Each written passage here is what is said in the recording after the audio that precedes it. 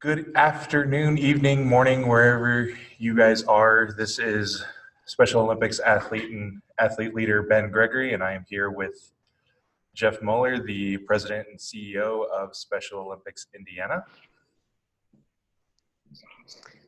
How you doing, Ben? I'm doing all right. It's I'm enjoying this little break that we're having from all of our events. I know some athletes probably aren't super duper thrilled about it, but Right. It's I understand. understandable. Yeah.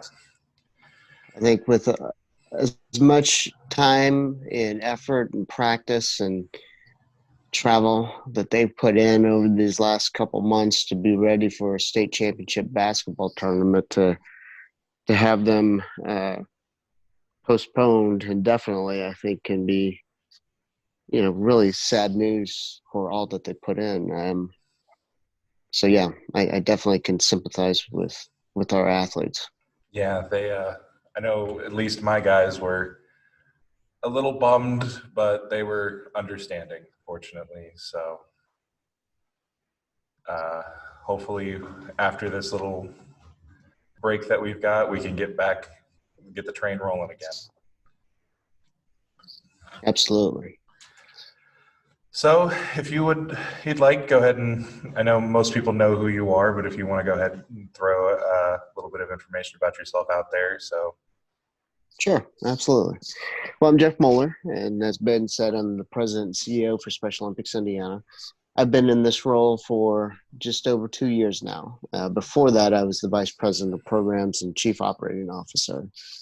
And I first became involved in Special Olympics as a college intern back in 1997. And so over the past 23 years, I've been on staff 17 of those years in various capacities, from development, working on the torch run back in my early years, to sports, to programs, chief operating officer, and again, president and CEO now. so it sounds like you've been in. How long have you been involved total? I think you might have mentioned that. I might have missed it though. 23 years, Okay. starting back in 1997. All right. So I know I sent you that little list of topics that we can talk about for this first one, or first podcast. So hopefully this does well, and we can have a few more of these. I feel like this could be something that would be very fun and informative for the athletes. Well, and I think, Ben, I really commend you for wanting to get the word out. I think one of the concerns that I have for our athletes right now is I know that all of our athletes are not practicing right now, and they're hopefully not gathering together for practices or for social activities. My fear is that in a way, Special Olympics Indiana has sent our athletes across the state into a 3-week exile where they're at home or maybe going to work at times, but for the most part, they're probably just at home. And my concern is, how do we keep them connected, let them know that we're all thinking of them. And I commend you for this podcast, trying to get the word out that, even though we won't see each other face to face, we'll be reaching out to our athletes here in the coming days and weeks to keep them connected.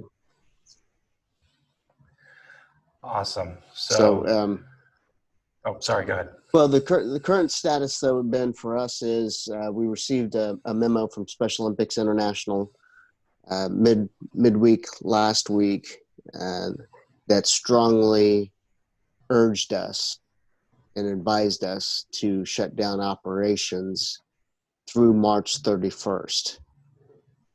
That does mean anything dealing with our athletes. The Special Olympics State Office is still open. Our staff are still working. We're still preparing for upcoming events. But to keep them healthy and safe, we've allowed them to work from home as much as they feel comfortable, staying away from each other even, but they are working. We're just doing work from home. We have connections back to the computers and all that stuff. We're answering phones and emails and all that. So we are still open for business, even though our athletes are not practicing. Okay. So that's good to hear that everything is still kind of operating, even though there's no sporting events or anything going on right now. Yeah. And one of the things, we've gotten a lot of questions in the office about when do we reevaluate. There's no set date right now to reevaluate to see if this suspension of operations continues on. I will say that I have another call with Special Olympics International and with CEOs from across the country on Tuesday. It is unlikely that anything will be decided at that point in time. I think it's just a reevaluation of where we are. We have weekly calls scheduled now through the end of April.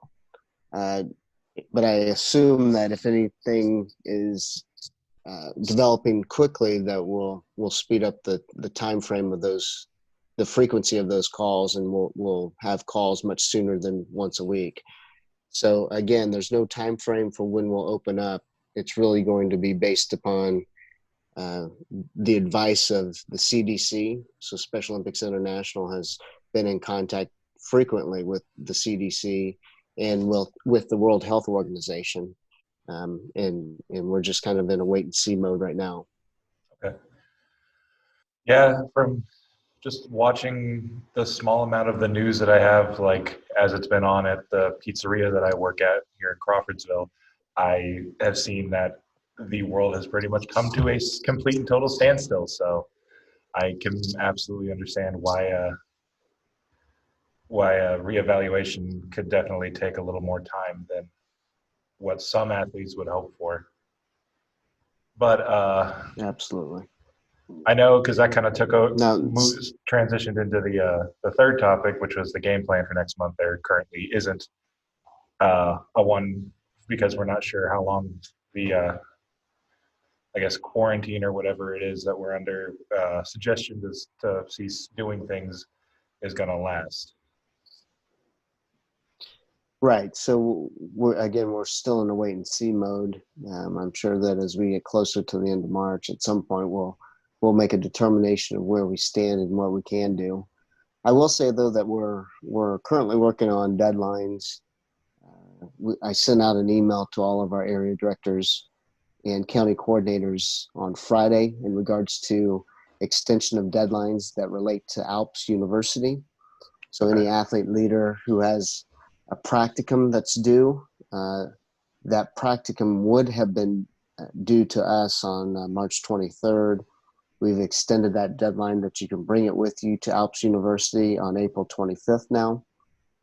We will work with our athlete leaders that if there was no way that they could have gotten the practicum done, we will give leniency and extend that into the summer, and with a deadline sometime in the fall, probably at the Fall Alps University in October.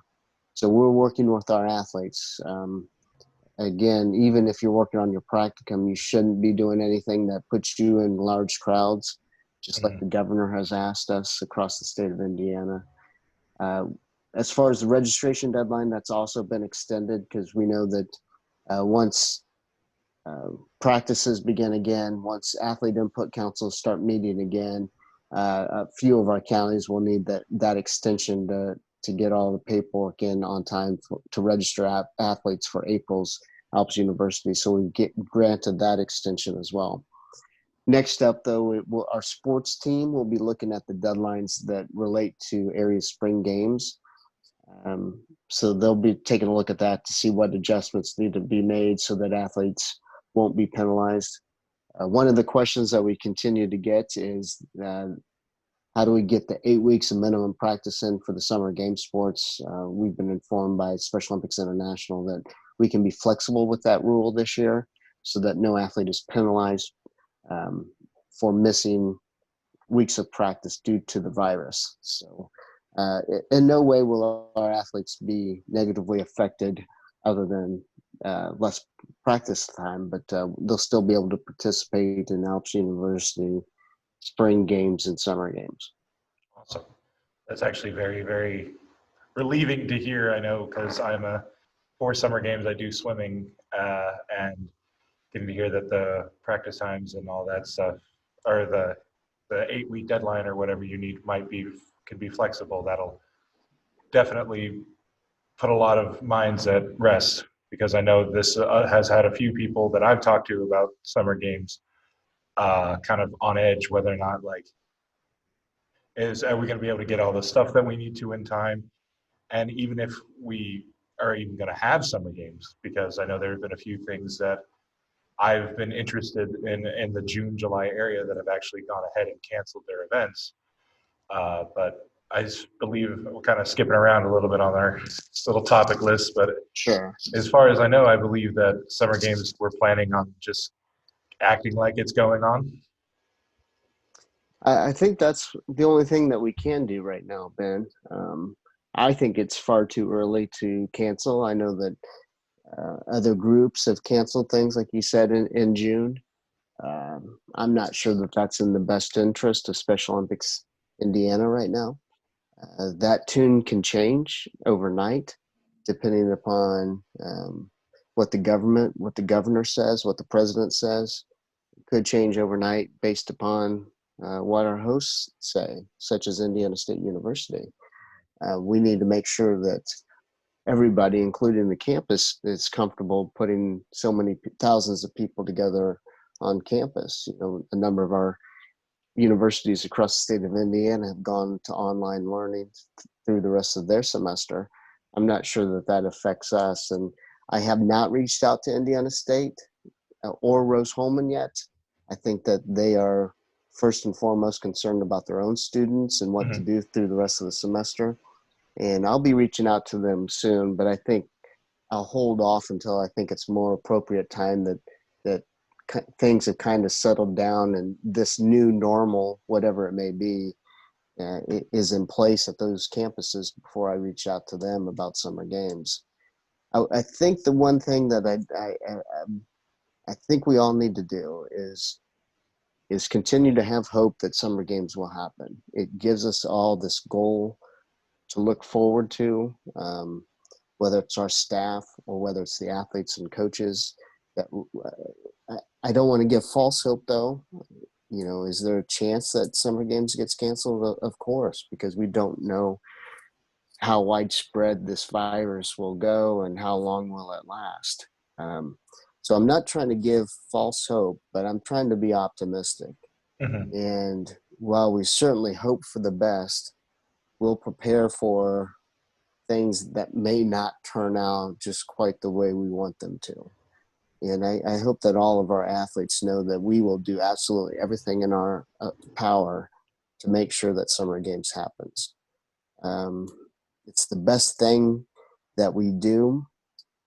I think it's the best thing that our athletes look forward to each year when it comes to Special Olympics and their participation with us. And we're going to try to make sure that happens this year. Which I think that's exactly what everybody needs is a little bit of hope, something to try to look forward to in this very strange time that we're in. Yeah, absolutely. Now, I know that a number of our athletes are participating in unified fitness clubs, and, you know, they're trying to get 1 million steps in. I do think that if they can do so safely, that they should walk around their neighborhood on their own. We have, you know, right where I am, I'm looking outside the window. It might be a little chilly, low 40s, but at least it's a beautiful, sunshiny day. And I'm going to go outside and walk with my wife here in a couple minutes. And I encourage everybody to try to stay healthy and fit. There's things that we can do inside in our homes to stay healthy and fit. There's things that we can do around the neighborhood to stay healthy and fit. And I encourage our athletes to do that. It is our plan at the state office that we'll start communicating with our athletes through Facebook, through email, what have you, and trying to give them videos that they can watch to keep exercising, helpful hints such as hand washing and proper hygiene. The one thing that we can all do to make sure or to give us an even better chance of having summer games is for each of us to stay healthy. And second of all, to make sure those around us stay healthy as well. Yeah. For the Million Step Challenge, though, we will make sure that any athlete who is actively involved in their unified fitness clubs will not be penalized, because even if they cannot go outside on their own and do so safely, we'll make sure that they can still earn their shoes through the finish line fitness challenge. So they are not to worry about that as well. I know that'll put a few of our athletes that are in our local unified fitness club's minds at ease. That'll definitely help a lot. And like you were saying, putting out the little videos, trying to keep the athletes involved. That's why I came up with the idea for this podcast. And it can be with anybody actually within the state office if they'd like to talk about anything or go over anything, especially like with I appreciate you taking your time out of your Sunday to come and have a little chit chat with me about all this. Well, I think for me, Ben, why I love Special Olympics so much and why I've been involved is there's not really a day off. Our athletes are always thinking about Special Olympics. If they're not out there participating in it every day of the week, they're sure thinking about it every day of the week, and so am I. And well, it is a Sunday. I'm still working, and I'm still thinking, and I'm still worrying for my family, for my kids, for my wife, for my parents who are older. And as we've seen, this virus kind of affects those who are older a bit more harshly than the rest of us. I'm thinking about our athletes, because we know a number of our athletes who have diabetes, respiratory issues, that we've also learned that this virus affects them a little bit more harshly than the rest of us. So we just have to do our due diligence as an organization, as friends of each other, to do what we can to keep people engaged, positive, but make sure that they're doing what it takes to stay healthy. And that's not a Monday through Friday job, and that's not an 8 to 4:30 job. It's a 24/7. We got to be looking out for each other. That's an absolutely awesome statement. Like, no, it really is. Like, you got to watch out and help wherever you can. I know a lot of our athletes in town have tried to do what they can to help each other through this whole thing. I've seen a few posts on Facebook of people trying to stay positive and keep everybody's spirits up with a few different things on Facebook. And I had another athlete actually message me a few days ago, making sure that everything at my house was doing all right and everybody was healthy and safe at our house. So it's all we can. I mean, if we can just keep our heads together and stick together in this, we can push through. Yeah, and I think for all of us, what worries us all is we just don't know when this will be over. Hopefully sooner than later, but I think for all of us, that unknown is what really worries us the most. So I think as long as we can stay connected to each other, athletes who want to email me or call into the office with some questions, please do so, because that just means I know our athletes are staying engaged.